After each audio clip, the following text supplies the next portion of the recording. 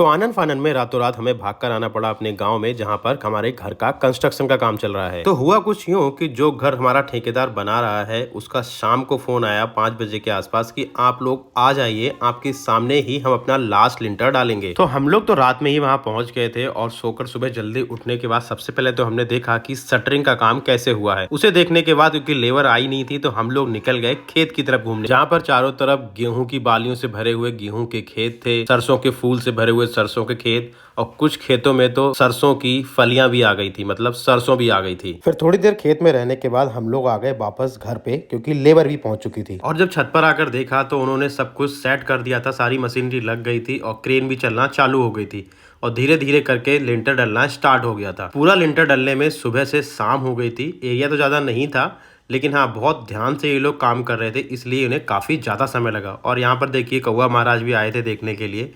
फिर धीरे धीरे सब कुछ अच्छे से हो गया। उसके बाद शाम हो गई, रात हो गई और फिर हम लोग भी वहाँ से निकल आए वापस दिल्ली के लिए।